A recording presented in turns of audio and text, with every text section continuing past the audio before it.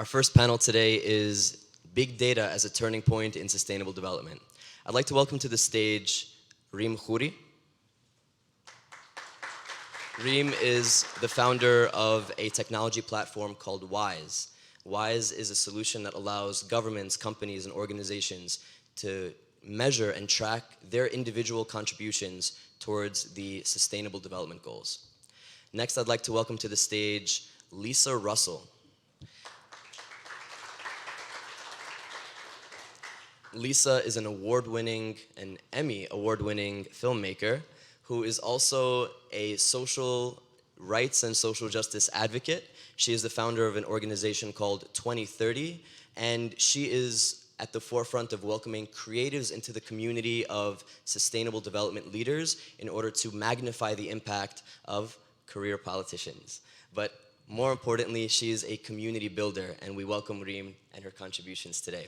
Number 3, I'd like to welcome Mr. Yusuf Abdul-Qadir, who you will see plenty of today as well. Yusuf is a regional director of the New York Civil Liberties Union, which is New York's brand of the ACLU.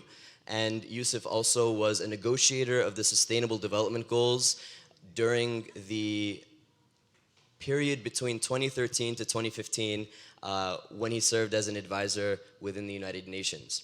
And finally, I'd like to welcome Dr. Kenneth Strzepek. Dr. Ken is a professor of a lot of things, including policy and economics at the University of Boulder, Colorado. Dr. Strzepek has also been a lecturer at Harvard Kennedy School of Government, where we met, and the Massachusetts Institute of Technology. Dr. Ken also won the 2007 Nobel Peace Prize as a lead author on the IPCC report on climate change. And that year, the IPCC, along with Ken, shared the Nobel Prize with Al Gore, who also popularized the importance of climate action. To that effect, I will take the stage and join our panelists to begin with the conversation.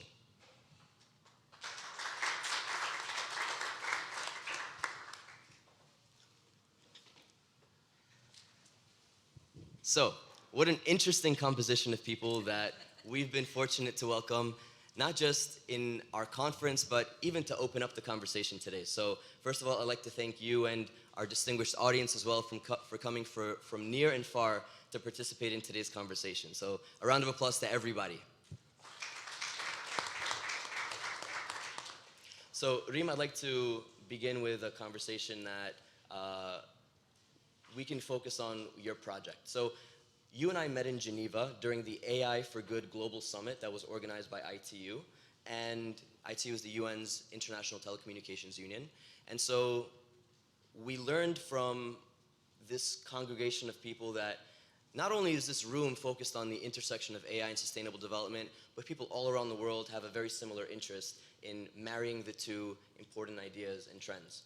How are you and your team at WISE making it easier for people to use AI to understand how they're contributing to the Sustainable Development Goals? Perhaps you can tell us a little bit about the work that you do and how WISE is a tool that others can use as well. Sure. Thank you. Thank you for having me. And I don't know if you can hear me. A little bit closer. Okay. So I have to actually start by saying that I'm not a technology person, right? So I just want to start with that. I come from the impact world, and WISE was created out of actually a need that we saw in the market. So we have been working in the impact space for a while, and every time we wanted to design a service or a program or a solution to the problems that we saw, we needed data, and we realized that there's no data available. And so that was one of the very first elements that actually made us realize how important it is to come up with a solution that allows people to better understand and analyze their data. The other element that happened was we realized that there's a crisis of trust. And I think this is global. I come from the Middle East, so I'll tell you it's very real where I come from. But I think this is actually a global issue. I think there's a deficit of trust, there's a deficit of efficiency, and there's a deficit of purpose that we're seeing across the globe today. We don't know what is the change that we want to create. Yes, we have the general guidelines of the SDGs, but it sounds nice, but we don't understand how to actually get there. What are the smaller steps? So every time we hear about big data, I want to start by talking about small data, like small steps of how we're going to get there. There's an issue of trust. We keep hearing about millions and millions and trillions of money being spent on, in the case of where I come from in Jordan, I keep hearing about the millions of aid dollars that are going to the Syrian refugees or the Palestinian refugees, and then we're not seeing the impact. So we actually figured out that we need a solution that allows us to track where the money is going and if it's really creating the change that it's supposed to be creating. And then the third issue was the issue of the crisis of purpose, or the deficit of purpose. What we realized when we started our endeavor a year and a half ago was that most organizations, whether they belong to the public sector, private sector, or the not-for-profit world, had trouble articulating their theory of change. What is really the change they want to create? And if you cannot articulate it, you cannot measure it. And by default, so when we saw that all of these are the issues that we're facing, we started an impact analytics software solution. And the very first thing that we did was we started creating, originally we started with a library that included the SDG and the Global Reporting Initiative, etc. And then we realized that's not necessarily helpful because people still don't know what they need to be measuring. And so we started creating a library that's based on industries. If you're a bank, how should you behave towards society and towards your employees and towards your clients? If you're a VC fund, what are the things that you need to be looking at? We also started creating topic specific. If you're a bank that wants to focus on financial inclusion or income mobility, what are the elements that you need to be measuring to ensure that the impact is actually truly happening? And then we also started working on very much trying to explain country, again, also part of the library is country specific, right? Because as beautiful as the 169 targets of the SDGs are, they're not necessarily relevant to the countries, or they're not prioritized as per a country's priority list.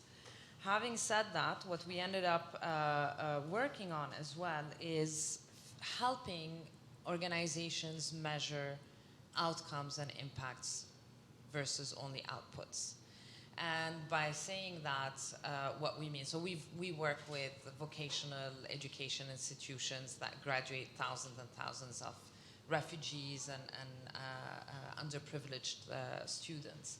And the first thing they say, we graduate 100,000 students a year, and that's an output, right? The outcome is, have they actually gotten employed? Are they making minimum wage or living wage? Did they get their families out of poverty? And this is the data that we're actually missing and that we don't necessarily, or that exists out there, but we're not analyzing and we're not linking and we're not seeing what variables are affecting it. And this is where we also, so this is how we leveraged AI to start showing our clients what variables affect their impact and how they're interrelated. We do something with our clients where we call the ISIS test, right? So this is what I always do with them. When they give me an indicator that's output related, they said, we graduated 100,000 students. I'm like, great, what if they're all ISIS supporters, right? Have you really affected the change that you're saying you're trying to create? And so before going into all of the elements related to the data gathering, we start with the purpose. Like, what's the change you're trying to create? How are you going to get there? What do you need to measure at the output level, at the outcome level, at the impact level? And then based on that, how can we collect the data?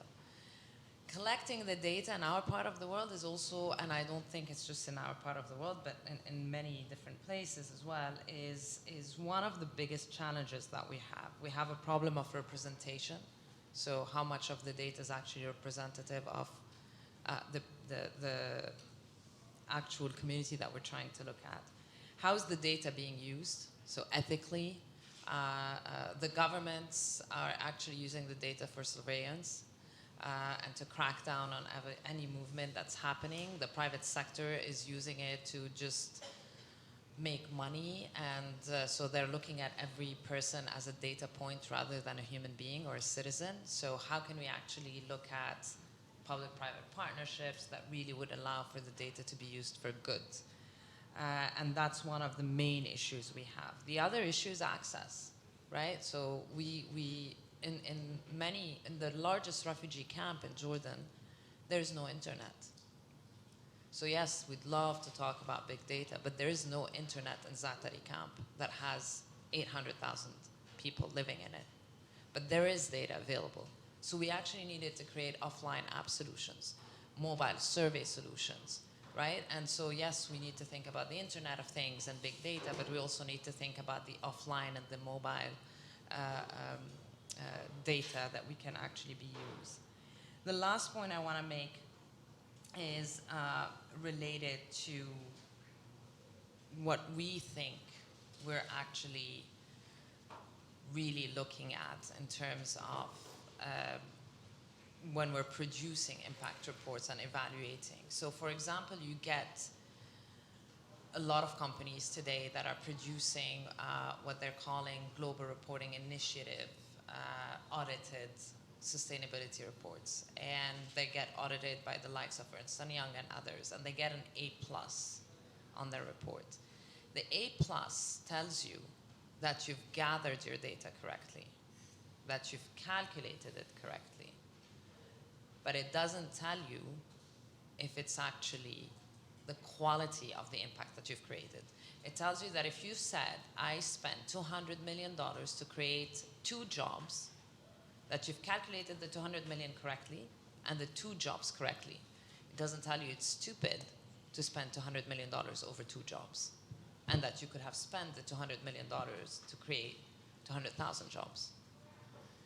And this is where we need the innovation and the artificial intelligence to really help us understand the quality of the impact.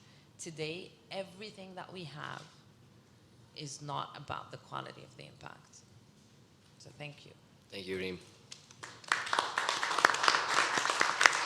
We're going to turn the mic over to Lisa. Lisa, you're an expert in telling stories. Your stories have won awards, they've captivated diverse audiences, and they've built teams of people who have become more conscious not only to their individual impacts, but to their opportunities to create broader impacts that ultimately contribute to the Sustainable Development Goals. Now, what has brought you, a filmmaker and an artist and a creative, into the world of AI and machine learning and big data? Today isn't the first time that you've spoken about it, but what compels you to keep this at the top of your agenda? Why is it so important, and why can everybody, regardless of whether they are an expert technologist or a policy leader, why is this accessible to everyone? Why is this relevant to everyone? Well, thank you for having me. You can hear me okay? All right. Yes. So I have an interesting journey into becoming the sort of filmmaker around the SDGs. I didn't go to film school. I actually got my master's in public health, and I was on a road to working in the humanitarian aid field. So I worked in Kosovo and Albania during the 1999 war and witnessed sort of a lot of unethical storytelling practices that I was like, this is, you know, really disrespectful to women in particular who were refugees in the refugee camps, and it sparked an idea of me wanting to become a filmmaker. So at that time, there weren't a lot of people doing sort of filmmaking and global development. It was a lot of journalism, which is very different. So I really embarked on you know, becoming a storyteller in terms of being able to take this kind of dense information and translate it to a wider audience. And so I continue that work. I not only work as a filmmaker, I curate artists. One of the artists I work with is going to be performing during lunch. I make films. I work with beatboxers, DJs, poets. We met at an event where I was fortunate to bring 2 poets to help talk about climate restoration. But my journey into sort of AI and big data came when I got an email saying that I was nominated to speak do a TEDx talk for Johnson & Johnson. And I was like, yes, this is great. Johnson & Johnson does work in the global health and development space. They support a lot of like global women's health stuff. And they said, and the theme for this year's conference is big data. And I was like, what? Like, why would me? Like, I knew nothing. I'm literally like nothing about big data. But I really wanted to do the talk. So I researched everything about big data and storytelling, big data and creativity, big data and filmmaking, and what kept popping up was Netflix. And so I really learned what the Netflix model was, and I was like, oh, how interesting is this, that they collect all this data to be able to better predict what kind of programs they want to invest in. So House of Cards, for example, was completely built on the outcomes of the data that they were collecting from their users. And they were so convinced that House of Cards was going to be successful, they outbid like HBO, they outbid Showtime, and they were basically like, you know, we're so convinced this is the perfect program for our audience, we're not just going to pilot it, we're going to spend $2 million and produce all 24 episodes or whatever it was, and it was extremely successful, and that sort of started the trend of this like binge watching programming or whatever. And one of the ethical problems I've always struggled with, and again it was why I became a filmmaker in the first place, is how do we tell global health and development stories without victimizing people? You know, I would go to Tanzania and my artist friends are like, we love when you're in Tanzania, but why is it you're always showing the bad parts of Tanzania? And I'm like, okay, fair, but like I work for the UN and I work for NGOs and I tell global health stories. So how can I talk about maternal health in Tanzania and not show women who are suffering from, you know, obstetric fistula? Or how do you talk about, you know, young people affected by war and not talk about their family who is massacred? So I was ethically, I almost quit my career 3 times over this ethical dilemma. And it still exists today. I curate the Women Deliver Film Festival. There was 8,000 people who went to Canada in June. I curate a lot of film festivals in this space. There are horrific videos still being produced. And my argument is the reason why we keep what's called this, there's a term that's really horrendous, but they call it poverty porn. Have you heard of this? So why do we keep producing these types of content? It's because we have no feedback mechanisms. In the types of content I produce, the kind of art and the kind of films that I produce, there is no feedback mechanism. So like regular films that have box office numbers or press reviews or ratings like on Rotten Tomatoes, I can make a film for an NGO, it might go up on YouTube and maybe it'll get a lot of likes and they'll be like, oh, it was successful. But a lot of likes doesn't translate to responsible storytelling. So my theory was, and I developed this concept called story shifter, is that we would use machine learning and data analytics to capture, to create an entertainment platform that housed different content. And with the option of like having action steps, like, oh, I watched this piece, this PSA, and now I want to donate to this, you know, nonprofit, I want to sign this petition, I want to purchase this thing from a socially conscious brand, and being able on the back end to analyze what kind of content appeals to which audiences and what kind of content inspires people to act. I'm still like blown away when I get like, I'm a contracted filmmaker for the UN, so I have to go through the vendor process, which means I have to read like 50-page like RFPs. And they're like, so the audience for this film is going to be policymakers, government officials, millennials, and the general public. And I was like, you can't make a film with audiences that are that broad. So, you know, I was one of the few artists who were involved in the writing of the SDG outcome document. I was at the town hall meetings at the UN, and it was only myself and one other creative professional who was in there advocating to get arts and artists into the outcome document. And because there were only 2 of us in that room, and I counted it, I word counted it, out of the 16,000 words in the SDG outcome document in the Agenda 2030, arts and artists are never mentioned, and creativity is only mentioned twice. Yet if you do the research, the creative economy is one of the fastest growing economies in the world. So I can go on and on about this, but my interest in this space, I'm not a tech person at all either, but I think we undervalue the role of artists and storytellers in helping to propel the SDG agenda, and I'm trying to, through my work, both as a filmmaker, but also just like as a voice, not just an entertainer or a token performer, but like as a voice, to try to push giving artists and filmmakers and DJs and musicians a seat at the table. And I'll just say this because I really honestly believe this. Like, if you can survive in New York City as an independent artist or filmmaker, you have incredible creative thinking and problem-solving skills. So why would you not want us in a room with policymakers talking about climate change? So that's all I'm going to say. But my organization's called Create 2030, and I welcome like any input, support, guidance, or whatnot, because it's really a weird lane to be in this SDG community, but special, just challenging. Yeah. That's Phenomenal. Thank you so much. We're gonna circle back to Lisa and Reem in just a moment. We're gonna get to know Yusuf a little bit better. Yusuf, you and I have been friends for some time, and we also were in the room when the SDGs were being negotiated between 2013 and 2015. So you've had an interesting journey yourself. Your background is a history, a dedicated interest and a passion for alleviating poverty, growing up in New York City, seeing what the extent of poverty can be here in the most developed city in the world, while at the same time going to Syracuse and developing what is now one of the leading smart cities in the world. In the process, you have contributed to the Sustainable Development Goals. You've worked with the leaders of developing states within the UN and leaders beyond that. You've advised local governments, and you've worked as a consultant in environmentally responsible business. Today, you are a director within the ACLU, and your work in representing the broad rights of the people here in the United States, and particularly in New York, converge on particular areas where AI tools and machine learning tools, such as computer vision, facial recognition, are contributing to our ability to engage with society in a way that touches on that balance between privacy and security. It's quite a journey. And while there are many ways to represent the experiences of people, one way is by giving it to our very own Ibn Battuta, who's traveled through the various lands of social impact and has seen a lot of it. Yusuf, I'd like you to share a little bit about your journey and what you think the various experiences you've had inform you towards when it comes to the importance and the readiness of these communities to absorb artificial intelligence and to contribute the data that's needed to represent them in that area. Thank you, Yusuf. I definitely paid him to say all of that, so just to be clear. Apparently a lot.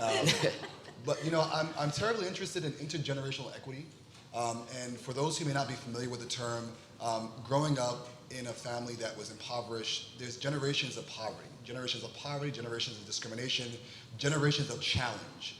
And if we're going to be transitioning to this fourth industrial revolution, and if we're going to be transitioning to this fourth industrial revolution where artificial intelligence and the Internet of Things are converging, how are we going to do that when we haven't even gotten people to the second industrial revolution or the third industrial revolution, when the digital literacy is pretty much non-existent for many parts of our society? And I was deeply concerned that we're rapidly changing technology, constantly changing, but the literacy that people have isn't keeping pace. And while I would probably also say I'm not a technologist, actually we all are, because technology impacts every aspect of our lives. If you're a doctor, you need data, you will use technology.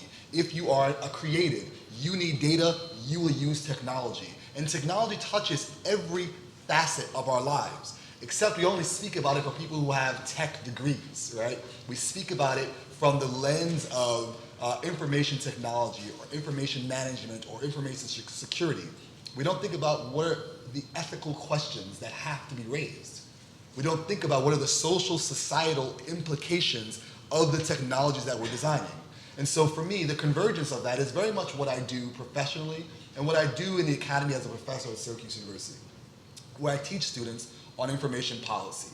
Actually, Reem, you mentioned something about ethical dilemma. Actually, one of our days of class is on ethical dilemmas. My students will tell you they're here, they're tired of me talking about ethical dilemmas, but there are lots of ethical dilemmas with the types of technologies that we are developing and the ways with which they're used and can be abused to surveil communities, to oppress communities, and to harm communities, as opposed to propelling an agenda that, as you said in the opening, is supposed to leave no person behind.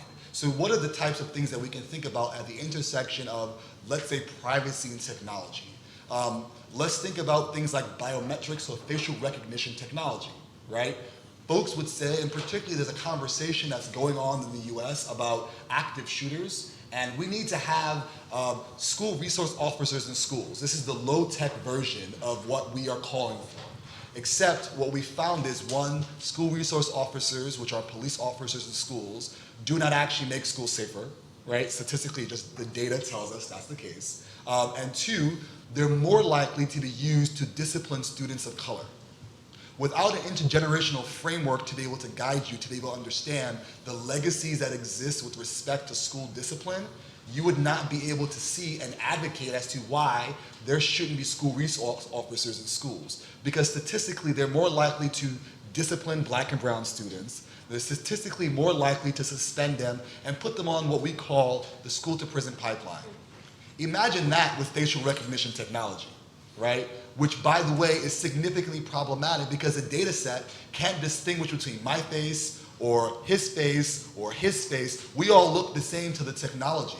And so they haven't built enough of a data set to be able to distinguish between, am I the person who's actually the one that's guilty of this crime, or the suspect, or is someone else? And what we find when we see surveillance technology used and surveillance footage used is that people are often coerced to cop to plea deals, whether or not they're culpable or not. And so now use that technology in a country that is post-conflict. We just emerged out of a civil war. The very people who were the perpetrators of the genocide are the same very people who are in the government. And now they've got facial recognition technology, right? Let's look at more advanced, and I don't like to use these terminologies because I think they're offensive, but more developed societies, right? Let's think about what's going on and what has been going on in Hong Kong, right?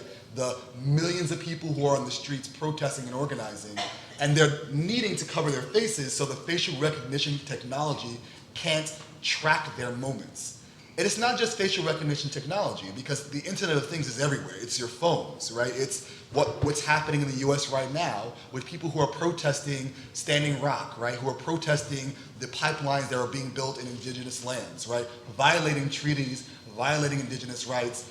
The FBI and other government officials are monitoring the Facebook conversations that people are having, are able to get warrantless access to your information, to be able to have conversations, to look at your conversations, to begin to track how are you organizing, how are you advocating, to be able to squash your ability to protest and to push back. And so those technologies in the hands of the most problematic people was very dangerous. And we have a history of this in the United States. There was COINTELPRO. We have learned the lessons of what happened with the government surveillance state being able to have access to information, and they didn't use it wisely. In fact, J. Edgar Hoover, who was the head of the FBI, tapped the phones of Martin Luther King, right? To be able to threaten him and his family, to be able to coerce them to leave the movement. They were considered terrorists. And so when you think about the ways with which we use technology and the ways with which technology can be abused, there's a significant concern. There's a part of the conversation about, and often in the national security space, we think about, ensuring, and I was at a conversation at the UN yesterday where I was like, great conversation, I'm a little disappointed with the ways in which we're framing the narrative when we talk about countering violent extremism, which is a term that is used in the national security space that some people like and some people may not like. But it's a term that is important to talk about. How do we counter people who are more likely to become, to use violent extremism? Without taking a critical race theory framework as your lens to begin to understand the legacies of what we perceive to be those who are problematic and who we then dub as folks that are not worthy of political dissent, the technology in those actors' hands it's terribly dangerous. On the flip side, what is the impact of cyber criminals, right, who are able to traffic people with using technology, right, who are able to traffic people as has been a trade throughout human history, to engage in that kind of significantly problematic practice of slave labor, of sexual exploitation, and using technology as the medium with which they can communicate. using technology as the medium in which to auction people off.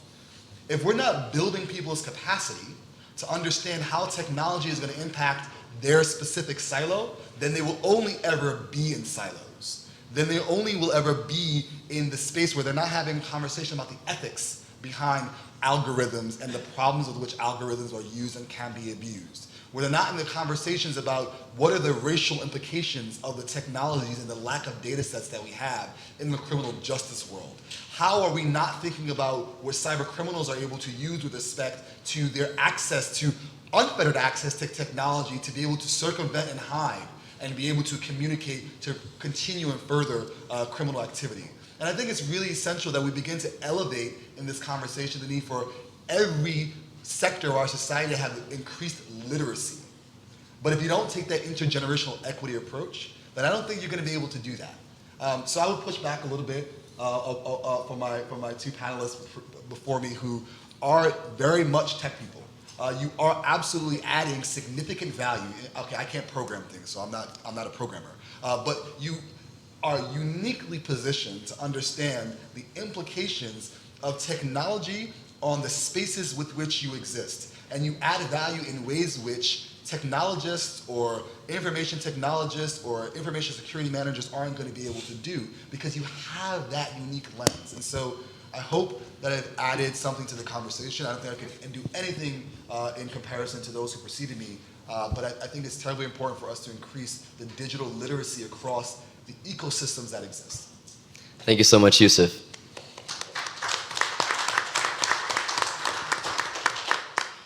You've definitely added a lot of flavor to the conversation and a lot of food for us to think about when engaging very pressing civil rights issues that are currently consuming our media and that surround us, definitely in New York City and definitely here in the States. Variations of that are also true on the global scale. And to zoom out a little bit, I want to pass the mic to Dr. Ken. Dr. Strzepek, you've also had quite a diversity of experiences. By training, you're an engineer. You also have a PhD in economics, and you're working on your second PhD, which perhaps you can touch on. So you love to learn. What can you help us learn about the Sustainable Development Goals, the story of how data has become increasingly prominent in the decision-making sphere of not only the public, but of policy leaders in particular, and how that has been a prominent role in your career, not only as an engineer, but as someone who trains policy leaders in some of the most respected destinations for that particular kind of academic training. Please, Dr. Strzepek. Okay. So, since nobody wants to be a technologist, I'll be that today. So I am the nerd. If you could I want to take you through a few iconic slides here as I talk to break this up a little bit. But I'm at the forefront of trying to implement the SDGs and have been involved in that since 1973. And I wanted to go last because I wanted to fit in with my colleagues, and I love the presentation. And I have to, at this point, thank my mother, who, when I was 7, sent me to Saturday school at Rhode Island School of Design to get that side of me. So I'm a nerd, but I'm not. I'm understanding that. And that's why I ended up at the Kennedy School of Government and Policy. So it's all related about policy. And one of the things we want to talk about as we go global, and we're going to talk primarily focusing on 2 key goals here with my colleague Channing Art. And Channing is the division director at the what's called IFPRI, and IFPRI is the International Food Policy Research Institute. And we've been working together for over 20 years trying to develop two of the goals. If we go to the next slide. Again, okay. So up there, reducing poverty and ending hunger. So IFPRI is about doing that. And so one of the things about data is there is data poverty and there's data hunger. And they used to talk about the food deserts in the inner cities. Is we have a Western view of AI and data, which is very dangerous, okay? And we talk about it in policy settings. And the other problem is hunger and food are related, and poverty have 2 things. They're global in nature. Okay, they're global in nature because they're related to weather and climate. So it's related to climate change. And as we develop, if we don't develop with a resilient lens for the future, we are going to have problems intergenerationally. We will develop systems for people that will be not proper at that point. So data is important globally, but the other thing is that as we look at trade, trade is an enormously important thing with food. And how you do that, and it's usually not done in an ethical way. So we have to have fair trade and these kind of things on there. But trade is important in meeting that it's okay to grow flowers and sell them to Europe if the workers who did that get money to buy grain from Kansas.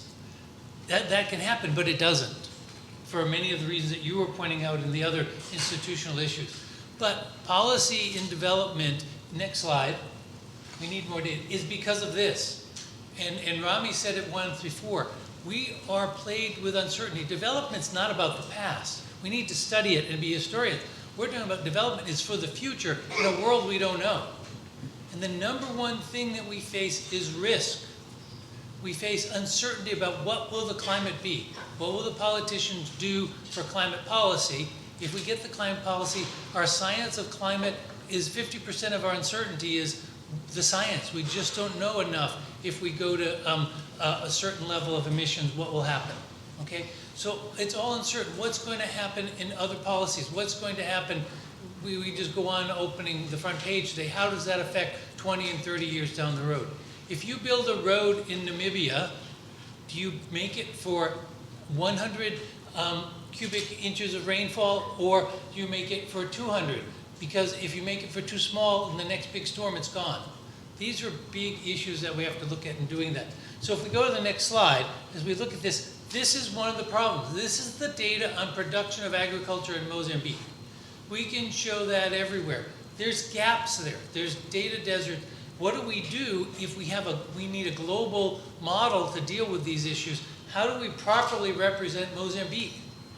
And we do it assuming that we know what's in those spikes. Those could be down or up in those areas. So next slide.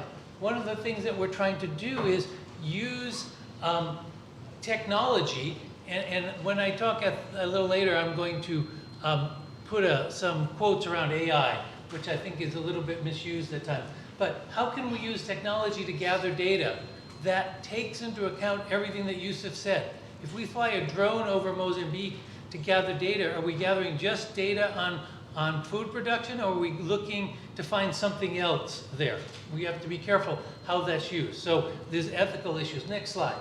And then as we go through, what are we trying to do of monitoring the data? These kinds of things are great for the US. We can put monitors in the soil and things like that. Are we going to do that in Mozambique? Are we going to do that in Botswana? Are we going to do that in India, Nepal? We have to be careful how we're doing that. Next slide. Okay, next slide. The other thing that we have here is data. Yeah. This is one of the biggest problems, and if anybody here in the room is using it, is we are drinking from a fire hose. So now with the satellite data, we can collect global data on climate every hour, or even every minute, but every hour at grid points of every 5 meters. And everybody thinks, oh great, it's filling up terabytes of storage everywhere. We can't use it. So what we do is we aggregate it, and you wasted all your money. So what do? How do we use that to make decisions for people? Because Pete, you said leave nobody behind. Recent work we did in Southern Africa on understanding the development of Southern Africa's water, irrigation, and energy. We left 60% of the people behind. It was immoral because we only modeled the things that had data. The only thing that had data was the market. 60% of the people are subsistence farmers, and the data is not in the data set. What about them? So that's our next project that we're in. How do we bring them into our models to decide whether to irrigate or put in solar energy or make hydropower? How do we use the Zambezi River? Do we use it for energy or do we use it for food? Both are critical to development. Next slide. We go forward. So look, these are the computer models we use for climate change. Everybody's worried about climate change. One of the reasons we have 50% uncertainty, next slide, go through, is that we have these huge issues. So if you look on the top, is you looking at western United States at 2 degrees by 2 degrees. There's no Rocky Mountains. Living in Colorado, the bottom is 25 by 25 kilometers. We see the peaks. That is really different. If you model those two, the answers you get for how climate change will change us. We need computing power to do those kind of things. So we have the data, we have measurements on 5 meter by 5 meter soil. We aggregate them to 500 by 500 meters. Next slide. You see this, everybody says, well, just average the data. That's West Africa precip by the end of the century. If you average all the computer models of the future of climate, it says there's no problem. We have a risk of being at 30% of the current precipitation or 80% in the future. We have to be able to model those, look at those implications to make development decisions that protect the poorest. Because we'll make decisions and people will adapt to them in the rich, but it's the poor, again, that are left behind. Next slide. Quickly, we want to go through it. So this is how uncertain South Africa is. Go ahead. We're going to come to our other side. There's just enormous the amount of data we need to process, so we need better and faster computers. But this is the IFPRI model of the world to look at food policy. We have to model the entire world, and we have data now to use it, but we can only run 1% of what we need to get the proper answers. Next slide. And so what happens is we run these detailed computer models about that. So right now, if you run at 2 degrees, you have 5,000 grids. If you run it at 1/12, where most of the data is, there's 2,500,000 grids. You have to solve that. There are ways to do distributed computing that if we can get 2,500,000 computers, I bet that's right within Manhattan, there's that many. Can we connect those and use them for development? Next slide. The problem is, what we end up doing is we forget people. This is in Nigeria. One of the important ways that you can protect farmers in Nigeria is by mulching. What that person has done is collected tree branches and leaves to put on the soil to keep the evaporation down. So he uses less water. Next slide. Another thing they do is they dig holes and use 1/2 of the land and bring all the water to these holes. So if you go through the next slide, but what we do is we're ready for these Western tools that gather the data on large farms. We are not able to model those two people above because our tools and our data are not for that level. If we want to get the poorest for the poor, we have to work on getting that data. So that's kind of the message, but it's a message from technology, but it's also a measure of institutions and a measure of policy. So we'll talk a little bit more about that. But what we need to do is we have to have a multidisciplinary approach to this to solve the problems. And as my fellow panelists have said, the tools are there. How do we use them? And it's about caring for the people. And if we cared about the people, we would be able to develop some of these issues. Thank you.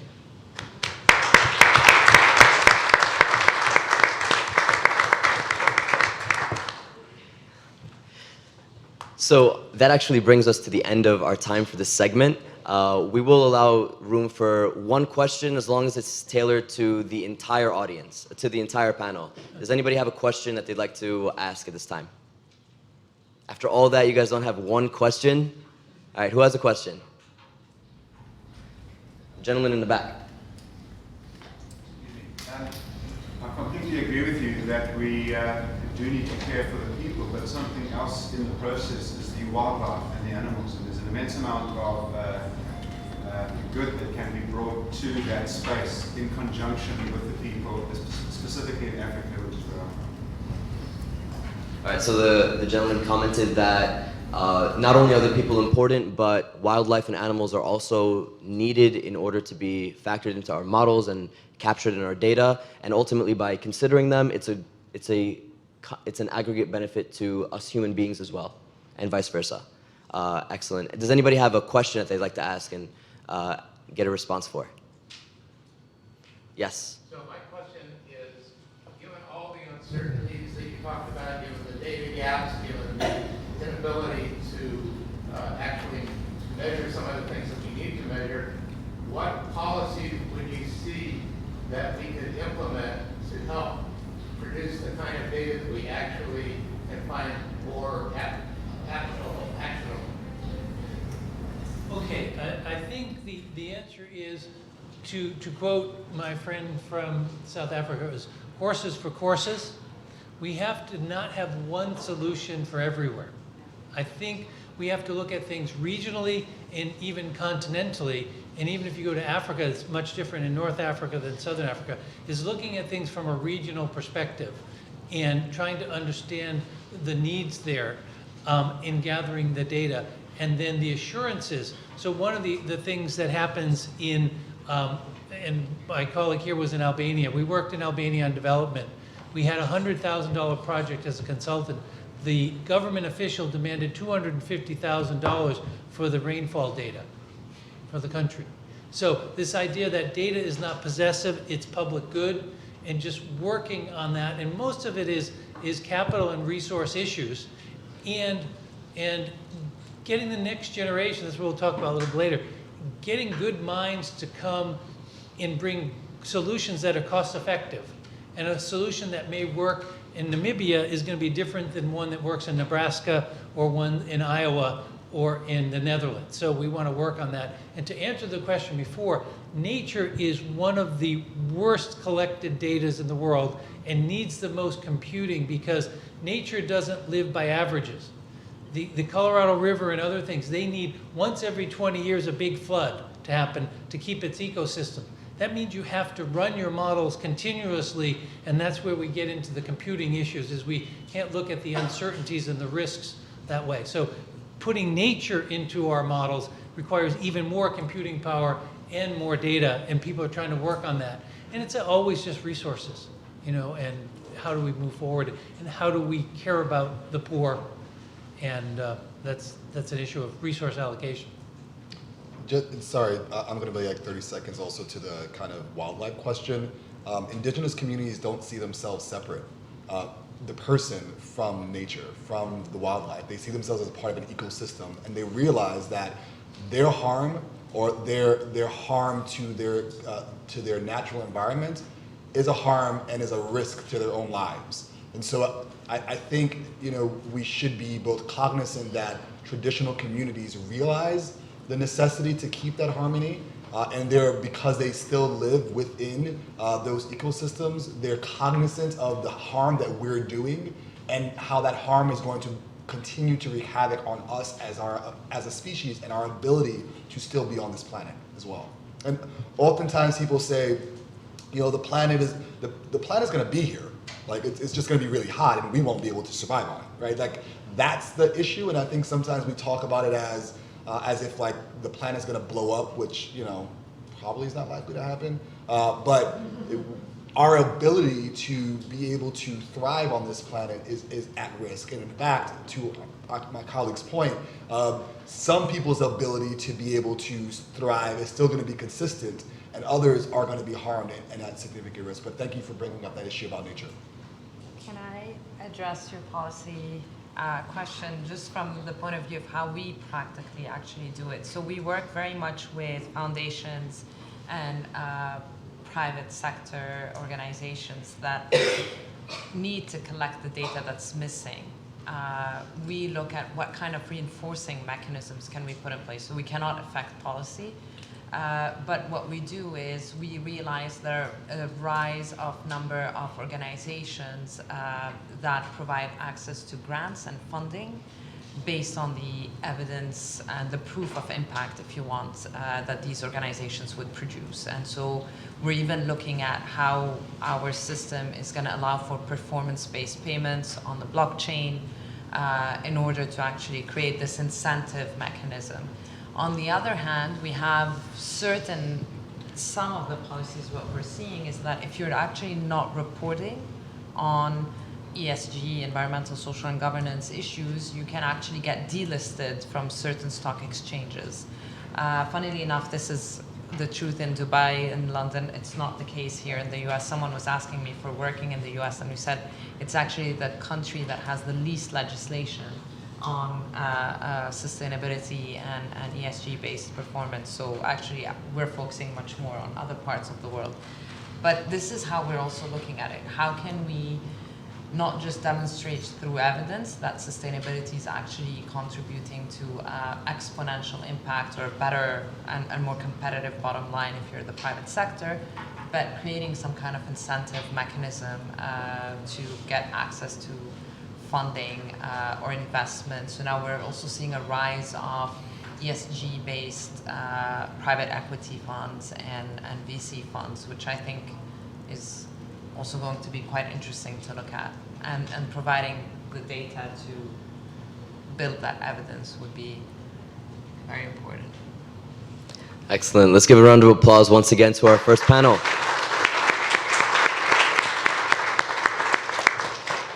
So our panelists are going to be here for another part of the day, and some of them you will see again. So those who have a question that might be more directed to one panelist at a time, we invite you to speak to them during the break, as long as they're not too busy with their coffee needs as well. To that effect, we're going to take a 10-minute break, and right now it's 10:58, 11:08, we will reconvene. Thank you.